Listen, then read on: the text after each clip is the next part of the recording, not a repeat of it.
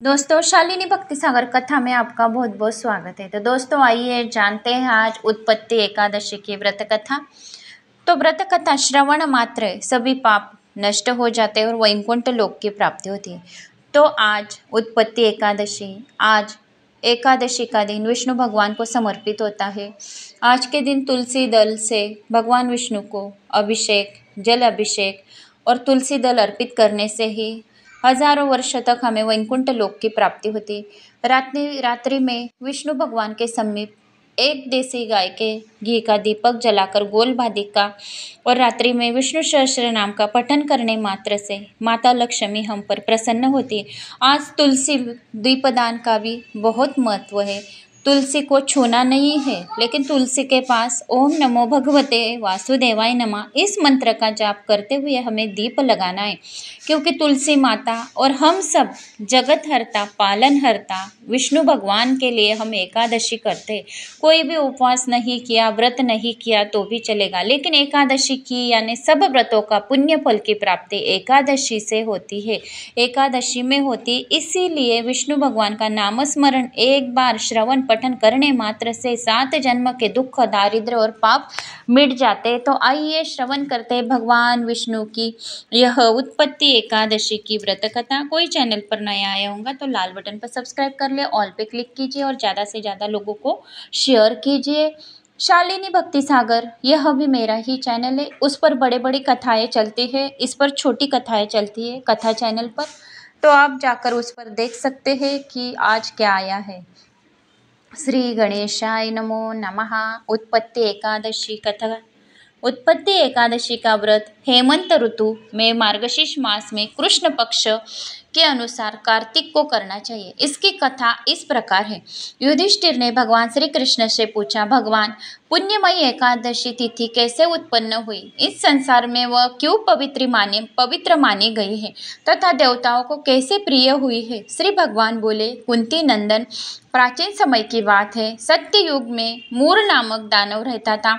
वह बड़ा ही अद्भुत, अत्यंत रौद्र तथा संपूर्ण देवताओं के लिए भयंकर था। उस काल रूपीधारी दुरात्मा महासूर ने इंद्र को भी जीत लिया था। संपूर्ण देवता उससे परास्त होकर स्वर्ग से निकाले जा चुके थे और शंकित तथा भयभीत होकर पृथ्वी पर विचरा करते थे। एक दिन सब देवता महादेव जी के पास गए। वहां इंद्र ने भगवान शिव के आगे सारा हाल कह सुनाया। इंद्र बोले, महेश्वर, ये देवता स्वर्गलोक से निकाले जाने के बाद पृथ्वी पर विचर रहे हैं। मनुष्य के बीच रहना इन्हें शोभा नहीं देता। देव, कोई उपाय बतलाइए। देवता किसका सहारा ले? महादेव जी ने कहा, देवराज, जहाँ सबको शरण देने वाले, सबकी रक्षा में तत्पर रहने वाले जगत के स्वामी भगवान गरुड़ ध्वज विराजमान है, वहां जाओ, वे तुम लोगों की रक्षा करेंगे। भगवान श्री कृष्ण कहते हैं, युधिष्ठिर, महादेव जी की यह बात सुनकर परम बुद्धिमान देवराज इंद्र संपूर्ण देवताओं के साथ क्षीर सागर में गए और जहाँ भगवान गदाधार सो रहे थे, इंद्र ने हाथ जोड़कर उनकी स्तुति की। इंद्र बोले, देव देवेश्वर, आपको नमस्कार है। देव, आप ही पति, आप ही मति, आप ही कर्ता, आप ही कारण है। आप ही सब लोगों की माता और आप ही इस जगत के पिता है।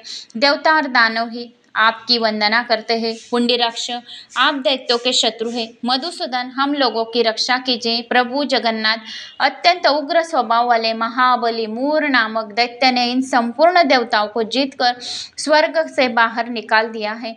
भगवान देव देवेश्वर, शरणागत वत्सल देवता भयभूत होकर आपकी शरण में आए हैं। दानवों को विनाश करने वाले कमल नयन भक्त वत्सल देव देवेश्वर जनार्दन, हमारी रक्षा कीजिए, रक्षा कीजिए। भगवान, शरण में आए हुए देवताओं की सहायता कीजिए। इंद्र की बात सुनकर भगवान विष्णु बोले, देवराज, वह दानव कैसा है? उसका रूप और बल कैसा है तथा दुष्ट के रहने का स्थान कहाँ है? इंद्र बोले, देवेश्वर, पूर्व काल में ब्रह्मा जी के वश में ताल जंग नामक एक महान असुर उत्पन्न हुआ था, जो अत्यंत भयंकर था। उसका पुत्र मूर दानव के नाम से विख्यात है। वह भी अत्यंत उत्कट, महापराक्रमी और देवताओं के लिए भयंकर है। चंद्रवती नाम से प्रसिद्ध एक नगरी है, उसमें स्थान बनाकर वह निवास करता है। उस दैत्य ने समस्त देवताओं को परास्त करके उन्हें स्वर्गलोक से बाहर कर दिया है। उसने एक दूसरे ही इंद्र को स्वर्ग के सिंहासन पर बैठाया है। अग्नि, चंद्रमा, सूर्य, वायु तथा वरुण भी उसने दूसरे ही बनाए हैं। जनार्दन, मैं सच्ची बात बताता तथा वरुण भी उसने दूसरे ही बनाए। जनार्दन, मैं आपको सही बताता हूँ, उसने सब कोई दूसरे ही कर लिए हैं। देवताओं को तो उसने उनके प्रत्येक स्थान से वंचित कर दिया। इंद्र की यह बात सुनकर भगवान जनार्दन को बड़ा क्रोध आया। उन्होंने देवताओं के साथ लेकर चंद्रवती नगरी में प्रवेश किया। भगवान गदाधर ने देखा कि दैत्यराज बारंबार गर्जना कर रहा है और उससे परास्त होकर संपूर्ण देवता दसों दिशाओं में भाग रहे हैं। और वह दानव भगवान विष्णु को देखकर बोला, खड़ा रह, खड़ा रह। उसकी यह ललकार को सुनकर भगवान ने नेत्र क्रोध से लाल हो गए। वे बोले, अरे दुराचारी दानव, मेरी इन भुजाओं को देख। यह हर कहकर श्री विष्णु ने अपने दिव्य बाणों से सामने आए हुए दुष्ट दानवों को मारना आरंभ किया। दानव भय से विह्वल हो उठे। पांडुनंदन तत्पश्चात श्री विष्णु ने दैत्य सेना पर चक्र का प्रहार किया। उससे छिन्न भिन्न होकर सैकड़ों योद्धा मौत के मुख में चले गए। इसके बाद भगवान मधुसूदन बद्रिकाश्रम को चले गए और वहाँ सियावती नाम की गुफा थी जो 12 योजन लंबी थी। पांडुनंदन उस गुफा में एक ही दरवाजा था। भगवान विष्णु उसी में सो गए। वह दानव मूर भगवान को मार डालने के उद्योग में उनके पीछे पीछे तो लगा ही था। अंत उसने भी उसी गुफा में प्रवेश किया। वहां भगवान को सोते देख उसे बड़ा हर्ष हुआ। उसने सोचा, यह दानवों को भय देने वाला देवता है, अंत निसंदेह इसे मार डालूंगा। युधिष्ठिर, दानव के इस प्रकार विचार करते ही भगवान विष्णु के शरीर से एक कन्या प्रकट हुई जो बड़ी ही रूपवती, सौभाग्यशालिनी तथा दिव्य अस्त्र शस्त्रों से सुसज्जित थी। वह भगवान के तेज के अंश से उत्पन्न हुई थी। उसका बल और पराक्रम महान था। युधिष्ठिर, दानव राज मूर ने उस कन्या को देखा। कन्या ने युद्ध का विचार करके दानव के साथ युद्ध के लिए याचना की। युद्ध छिड़ गया। कन्या सब प्रकार की युद्ध कलता में निपुण थी। वह मूर नामक महान असुर उसके हुंकार मात्र से राख को ढेर हो गया। दानव के मारे जाने पर भगवान जाग उठे। उन्होंने दानव को धरती पर इस प्रकार निष्प्राण पड़ा देखकर कन्या से पूछा, मेरा यह शत्रु अत्यंत उग्र और भयंकर था, किसने इसका वध किया है? कन्या बोली, स्वामिनी, आप ही के ही प्रसाद से मैंने इस महादैत्य का वध किया है। श्री भगवान ने कहा, कल्याणी, तुम्हारे इस कर्म से तीनों लोगों के मुनि और देवता आनंदित हुए। अंत तुम्हारे ही मन में जैसी इच्छा हो उसके अनुसार मुझसे कोई वर मांग लो। देव दुर्लभ होने पर भी वह मैं तुम्हें दूंगा, इसमें तनिक भी संदेह नहीं है। वह कन्या साक्षात एकादशी ही थी। उसने कहा, प्रभु, यदि आप प्रसन्न है तो मैं आपकी कृपा से सब तीर्थों में प्रधान, समस्त विघ्नों का नाश करने वाली तथा सब प्रकार की सिद्धि देने वाली देवी होऊं। जनार्दन, जो लोग आपके भक्ति रखते हैं, जो आपका उपवास रखते हैं, मेरे दिन को उपवास करेंगे, उन्हें सब प्रकार की सिद्धि प्राप्त करना, सभी इच्छाएं पूर्ण करना, उनकी सभी पाप नष्ट करना।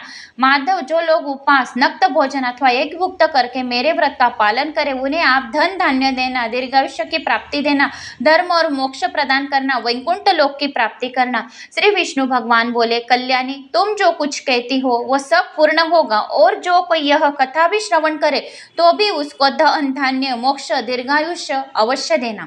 भगवान श्री कृष्ण बोले, वैसा ही होगा।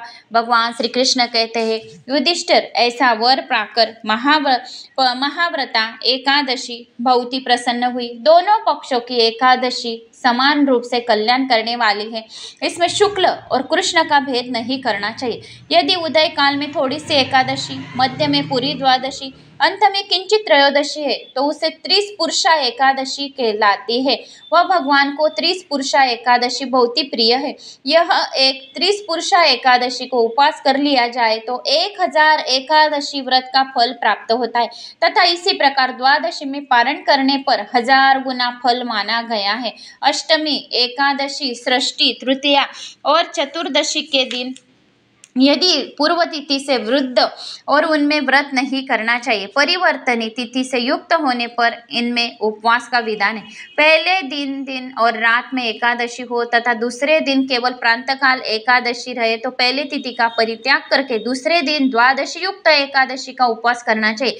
यह विधि मैंने दोनों पक्षों में एकादशी के लिए बताई। जो मनुष्य एकादशी का उपवास करता है, कथा श्रवण करता है, पठन करता है, वह वैकुंठ धाम में जाता है, जहाँ साक्षात भगवान गरुड़ ध्वज विराजमान रहते। जो मानव हर समय एकादशी का महात्म्य का पाठ करता है, सुनता है, पढ़ता है, किसी को बताता है, उसे 1000 गोदान पुण्य फल की प्राप्ति होती है। जो दिन रात भक्ति पूर्वक इस महात्म्य का श्रवण करते हैं वो निसंदेह ब्रह्म हत्या जैसे पाप से मुक्ति हो जाती है और सभी पापों से मुक्ति हो जाती है और एकादशी के समान पाप नाशक व्रत दूसरा कोई नहीं है। तो यह रही उत्पत्ति एकादशी की व्रत कथा। तो दोस्तों मुझे उम्मीद है आपको उत्पत्ति एकादशी की व्रत कथा अच्छी लगी हो। अच्छी लगी तो चैनल को लाइक, सब्सक्राइब, शेयर जरूर करें। मेरा आत्मविश्वास बढ़ाने के लिए कमेंट्स बॉक्स में ओम नमो भगवते वासुदेवाय नमः, वैष्णवे नमः, ओम नमो नारायणाय नमः, श्रीमन नारायण नारायणाय नमः, कुछ भी जो कोई आपका प्रिय मंत्र हो कमेंट्स बॉक्स में अवश्य करें। शालिनी भक्ति सागर वह मेरा चैनल है, उस चैनल को भी सब्सक्राइब करें। शालिनी भक्ति सागर कथा यह मेरा सेकंड चैनल है, इस चैनल को भी सब्सक्राइब करें। Like, share, subscribe. जय श्री महाकाल।